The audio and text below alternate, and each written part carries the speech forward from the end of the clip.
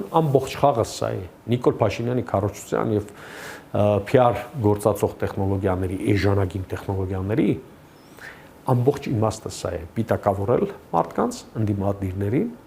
լինեն կրկնեմ եկեղեցական թե քաղաքական անձին կամ կառույցներ, որոնք ազգային պետական հարցերի վերաբերյալ ունեն հստակ ոչ թե դժգոհություն, այլ